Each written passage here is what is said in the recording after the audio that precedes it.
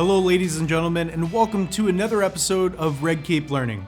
I'm your host, Mitchell Bouchard, and today we've got a special episode for you all. I'm gonna give you an in-depth and comprehensive review of the Blackmagic Pocket Cinema Camera 4K. I've been waiting a little while to launch this one because I wanted to make sure that I understood the camera fully, and I wanted to know what it was like to go out and to film with it. Specs on a website doesn't mean that much to me until I go out and use it. Over the past 3 months, I've been getting shots using this camera on several commercial projects. Let me just say ahead of time that this is one of the best cameras I have ever used. And under $2,000, it's a steal. In fact, the camera right now can be found on B&H Photo for less than $1,300 USD. And it doesn't surprise me that it's a bestseller. If you haven't already, feel free to smash that like button and check out other videos on our channel and subscribe if you want to watch more. So let's get right to it. I'm going to start off with what I like about the camera first, and then we're going to get into the things that I don't like as much. Keep in mind, this is a review. I'm not sponsored by Blackmagic, and I am giving 100% my honest opinion. The good. Let's start off with the camera body. I must say the camera is unique in the sense that it's a pretty wide camera in comparison to your standard DSLR. Over time, I've actually got to like this because the layout is nice and the screen is one of the most prominent features of the camera.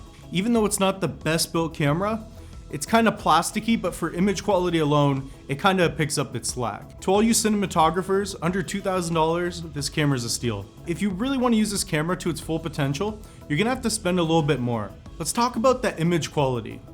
The resolution, codecs, and dynamic range of this camera is simply insane. You can shoot up to 4K RAW uncompressed, and now with Blackmagic's firmware update, you can shoot RAW straight to an SD card. If you want to shoot RAW or record at a nice clean codec like 422 ProRes, then I recommend using an SD card just like this. Something at least 100 megabytes per second with the read speed of U3. They've been working well for us so far.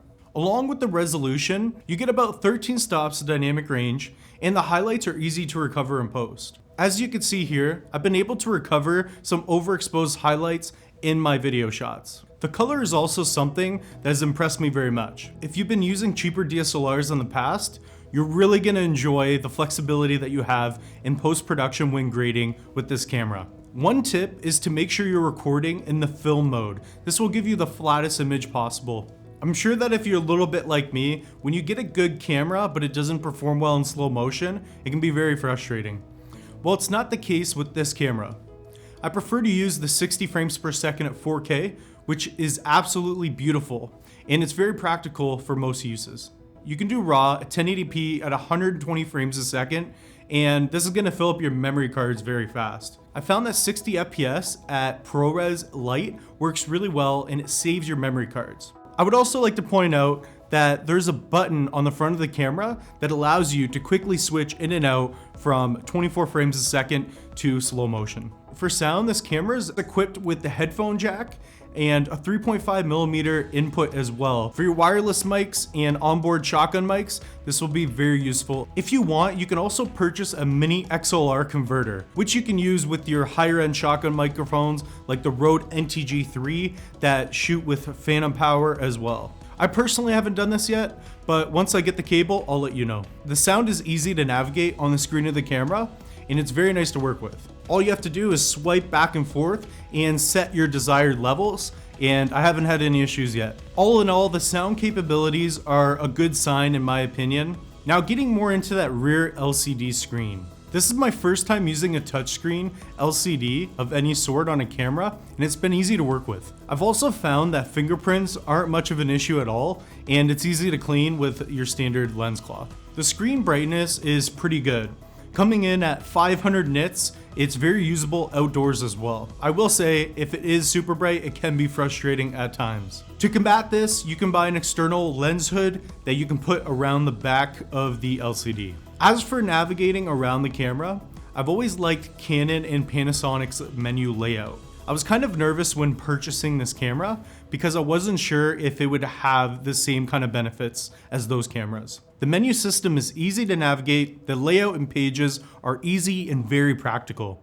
Probably one of my favorite features of this camera. Shutter angle is awesome to have on a camera like this. Having a shutter angle is nice to have, and thank you Blackmagic because it makes everything much more seamless. There are several buttons on this camera, and my favorite are the function buttons on the top. All you have to do is navigate in the camera setting and select which feature you would like under each function. Personally, I've set my first function to focus peaking, which works quite well. I use red at its max setting. Function 2, I have my Rec 709 LUT, which I can toggle on and off. You can also load custom 3D LUTs and record directly to your SD card. The third function I use for false color. This is new for me. I've always preferred waveform monitors or vector scopes, but it's been working really well. Basically, I set my lighting, change my aperture, and then I tweak the exposure based on my ISO so that I get a nice green color and I hit that middle gray for proper exposure. Depending on which skin tones I'm shooting, I like to be a little bit over or underexposed. Does this small micro four thirds size sensor camera have the ability to shoot in the dark? The answer is yes. In fact, it's a great low light performing camera. There are actually two native ISOs, one being 400 and the other one being 3200. Personally, I feel that unless you're shooting a movie or you're very meticulous about your shadows, 100 to 4000 is super clean. If you plan to record for a long period of time, I suggest you purchase some high capacity SD cards. On this camera, you can record straight to an SD card, see fast, even to an external SSD. On an SD card that's about 128 gigabytes, you can get about 2 hours of record time to 1080p. And then you also get about 45 minutes at 422 ProRes. All in all, storage is pretty good. This camera also comes with a free copy of Blackmagic DaVinci Resolve, which you can edit the footage on as well. If you plan to shoot on RAW, I know for a fact that you're gonna have to convert some of the Blackmagic's footage with Blackmagic's RAW software. You'll need a good, fast computer in order to edit some of this footage. The camera has the capability